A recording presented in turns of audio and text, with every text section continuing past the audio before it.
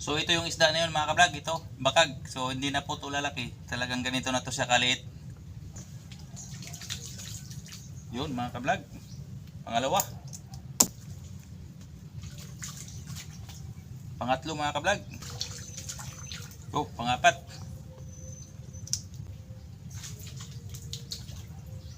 Panglima. Oh. Good morning po sa lahat mga kablog. Welcome po ulit sa YouTube channel natin. So mga kablog, mamimingwit po tayo ngayon ng isda. So umaga po ngayon, mamimingwit po tayo dahil sa pangulam namin mga kablog.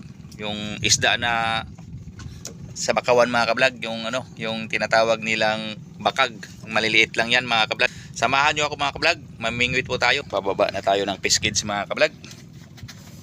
Okay, bababa tayo ng piskids dahil mamimingwit na tayo. O ayan yung bangka ko mga kablog.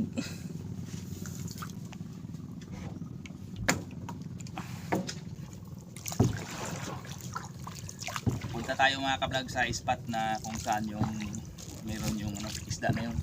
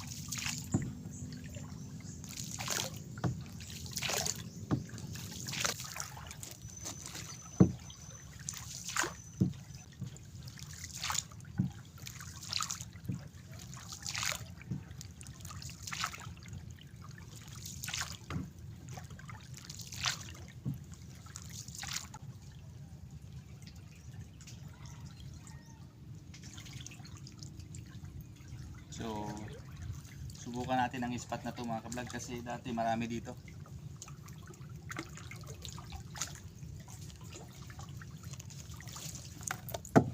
Okay.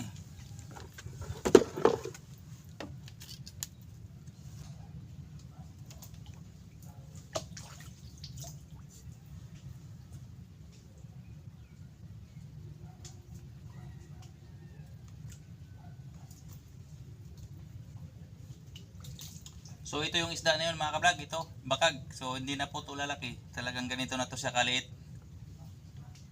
Ito.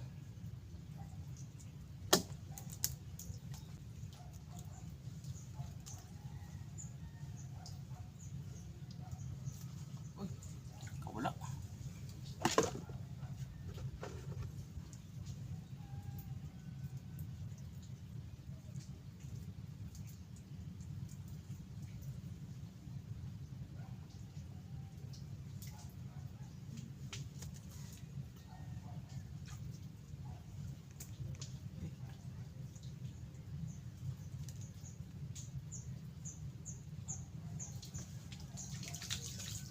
Yun mga kablog, pangalawa.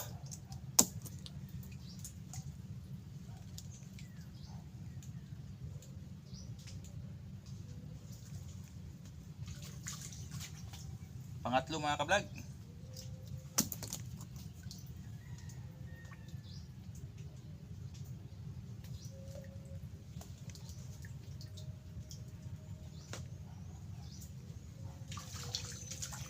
Oh, pangapat.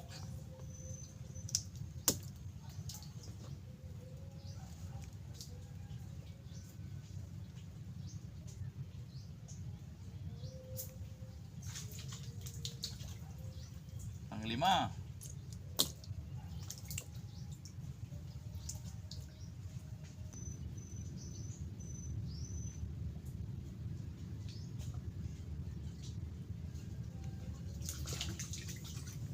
Oh.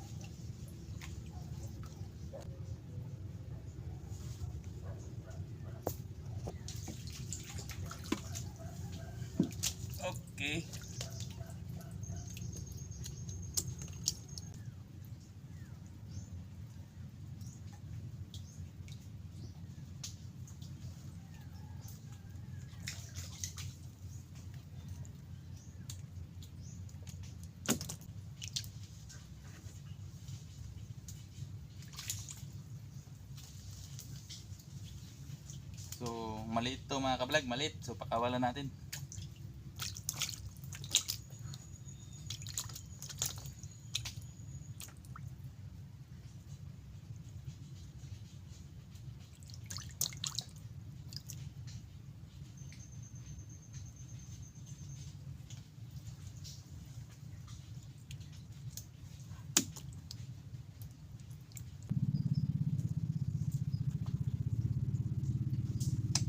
Wala man.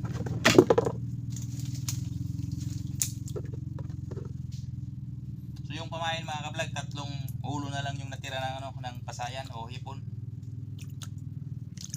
Kasi dalawang hipon lang yung dala ko na pamain. So yung mga katawan, yung napain kanina, yung natira ulo na lang.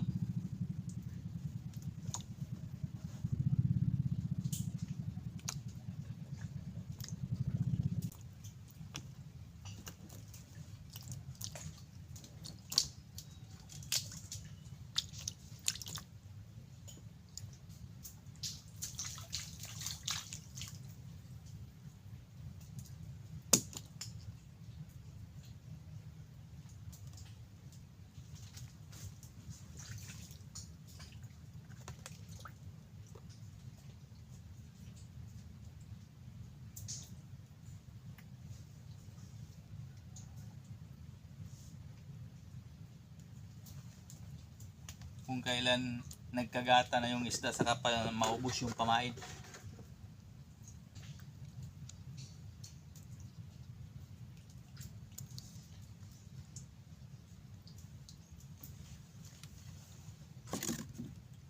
Daan ng pain.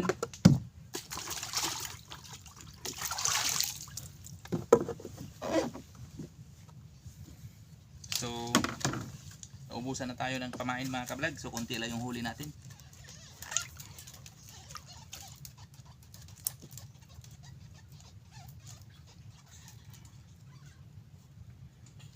Dalawang hipon lang kasi yung ginamit kong pamain.